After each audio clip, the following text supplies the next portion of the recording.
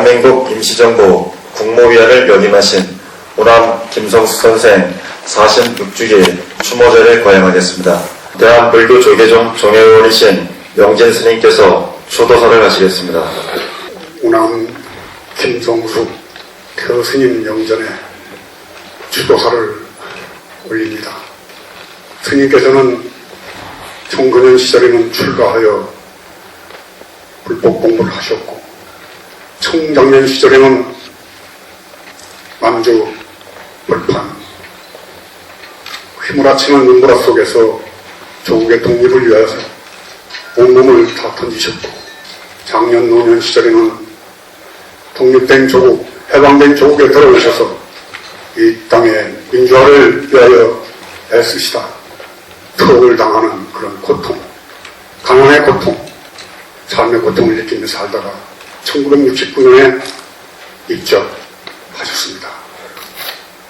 스님께서 입적하신 지도 벌써 반세기가 다 되어갑니다.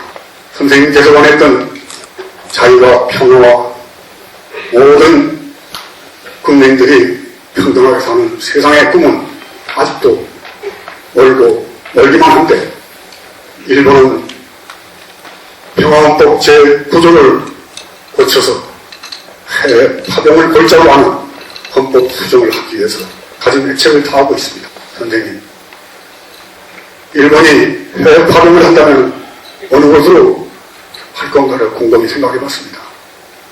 하와이로 해외 파병을 할 것인가, 만주로 해외 파병을 할 것인가, 결국은 한반도를 다시 재침하겠다는 그런 야유의 산물이 헌법, 평화법, 구조의 개정으로 생각이 되고 있습니다. 대한민국은 자기 국민의 자기 영토를 지켜야지 될 군사 작전군조차로 미국에 맡겨놓고 있는 그러한 형편에 만약에 일제어 독도를 자기네 땅이라고 뒤집을 잡아서 한반도의 자유를 파괴하려고 할 때 과연 작전권도 없는 대한민국 국군이 일제와 싸울 수 있을 것인가 하는 그런 생각을 해봤습니다. 현재 일본의 수상인 아베 할아버지인 아베 노부유키가 마지막 조선 중국 군의 충동을 끝내면서 일본으로 돌아가면서 한 말이 있습니다. 100년 후에는 내가 돌아올 것이다. 일본은 망했으나 조선은 승리한 것이 아니라고 하면서 저들은 저들끼리 싸우면서 가진 당파를 지어서 어리석은 세월을 보낼 것이라고 예언을 했습니다. 태어스님, 이제 그들의 예언이 맞아 지은 거 아닌가는 우려가 들고 있습니다. 스님께서 원했던 지금 자유와 평등과 많은 국민들이 행복하게 살 수 있는 대한민국을 바라고 있지만 지금 대한민국의 현실은 아무나 해낼 짝이 없습니다. 민족들이 서로 분단이 되어서 총뿌리를 맞대고 있는 사이에 대한민국은 중국, 러시아, 일본, 미국의 4대 강국의 큰 바구니에 끼어서 이러지도 저러지도 못하는 참으로 안타까운 시간들을 보내고 있는 것입니다. 만약에 일제가 이 땅을 다시 한번 침략을 한다면 선생님과 같이 만주울파 아니면 러시아로 어느 곳으로 다니면서 독립운동을 해야 될 것인지, 아니면 일제에 투항을 해서 일본 천황 만세를 부르면서 일본의 군대에 자원을 하고 일본이 생긴 만주 군관학교에 입학을 해서 우리를 침략한 일본에 충성을 해야 될 것인지 참으로 안타까운 현실입니다. 태어스님과 같이 일제에 항거하고 조선의 독립을 위해서 했었던 분들은 평생을 가진 고생과 가난에 시달리다가 돌아가셨고, 이제 겨우 몇 년 전에야만 국립묘지에 안장하게 되고, 일제 충성을 바쳤던 만주고등학교 출신들의 군인들은 호의호식하며 승승장구해서 아직도 대한민국의 주인을 하고 있는 이 현실을 보면서 어른과 독립운동을 하고 어른과 전타를 들고 자기 몸을 바쳐서 대한민국의 국민을 지키는 그런 길을 나서겠습니까? 참담한 마음으로 오늘 영전에 서서 추모사를 올립니다만 부끄럽고 안타까운 마음입니다. 정말 앞으로 우리 민족이 살아나야 될 길은 선생님의 길인지 아니면 내세 침략에 무릎 꿇고 빌고 그들의 충성을 바치는 길인지 다시 한번 묻게 되는 그런 마음으로 추모를 하면서 또 그런 마음으로 스님의 후배이며 제자인 다시 한번 참회 말씀드리면서 올라가겠습니다.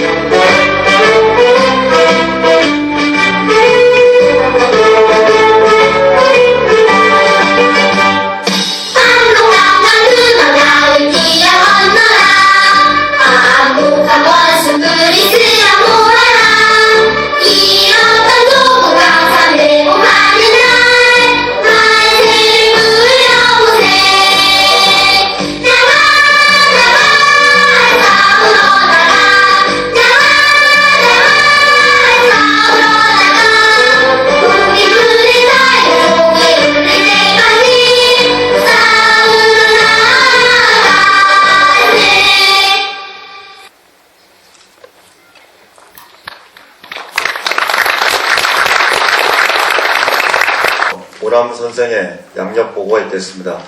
양력보고는 안중근 의사 기념사업회 윤원일 사무총장께서 하시겠습니다. 우남 김성숙 선생님의 양력을 보고하도록 하겠습니다.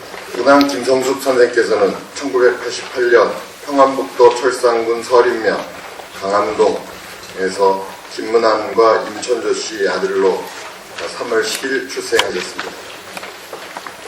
1977년 9세 되던 해 고향에 있는 대한독립학교에서 나라를 구한 미인들에 대해 공부하며 애국심을 키웠고 경술국치 이후 독립학교가 문을 닫고 일본의 보통학교에 들어가셔서 김성숙 선생의 할아버지는 손자를 학교에 보내는 대신 직접 한문을 가르쳤습니다.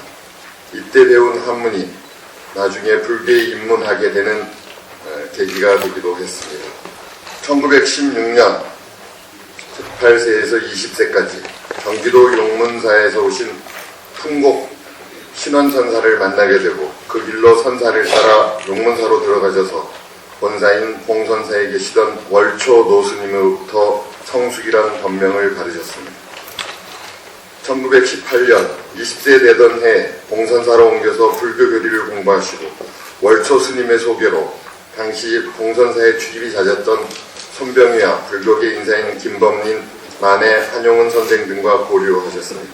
1919년 21세 되시던 해 경기도 남양주군 진전면 봉선사 승려로 계실 때 3.1 혁명이 일어나자 같은 승려인 이순재, 김성로, 강완수 등과 함께 비밀리에 독립문서를 만들어 일반 대중에게 살포하다 일경에게 체포되어 서대문 형무소에서 2년간 옥고를 치르셨습니다.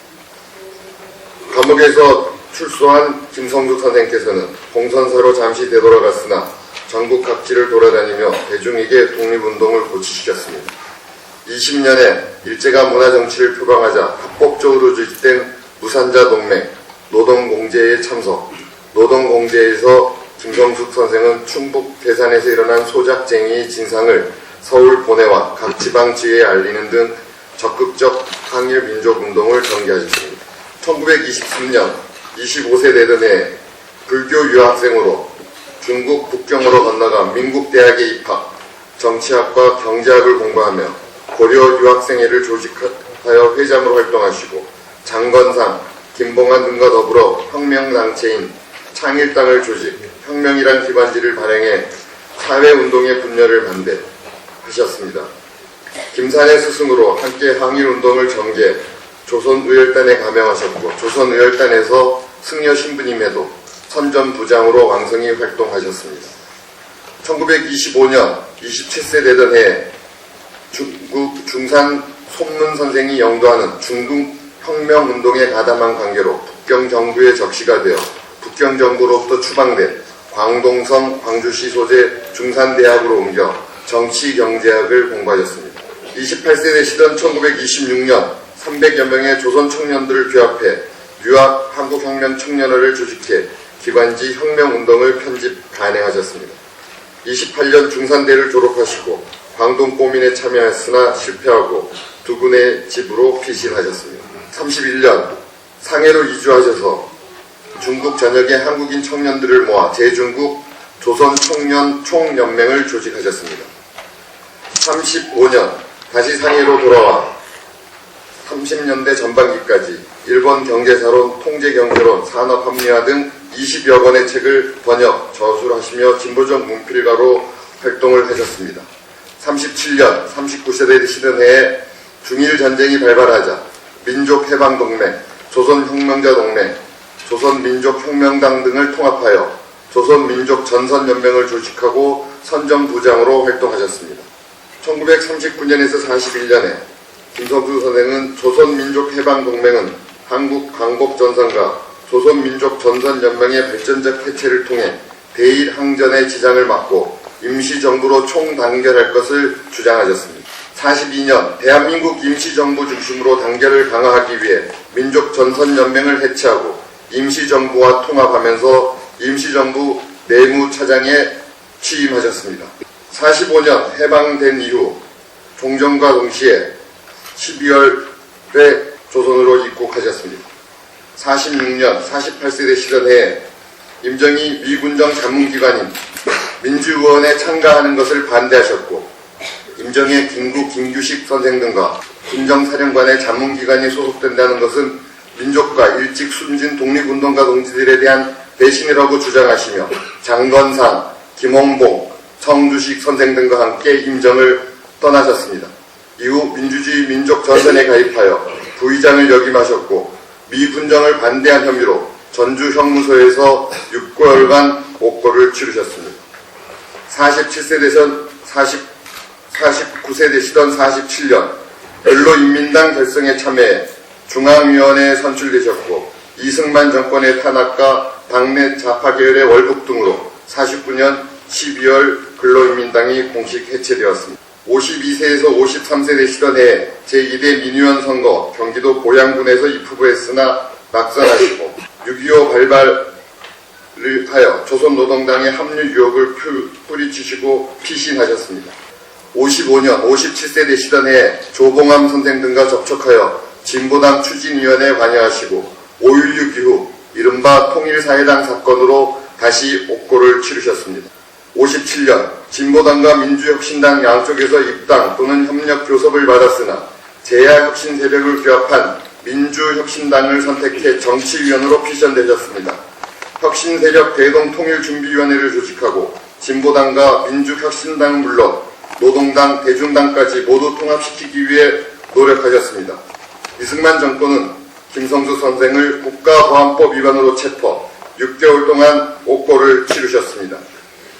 61년 63세 되시던 해 혁신정당인 통일사회당 정치위원으로 선출되셨고 5.16 군사쿠데타 이후 이른바 혁신계 인사로 낙인 찍힌 그는 반국가 행위를 저질렀다는 제목으로 10개월간 감옥에서 또다시 옥고를 치르셨습니다. 1965년 67세 되시던 해에 혁신정당인 통일사회당 발기인으로 참여하시고 대표위원으로 추대되셨습니다. 1966년 68세 되시던 해에 신한당의 발기인으로 참여하셨고 정무위원으로 활약하셨습니다.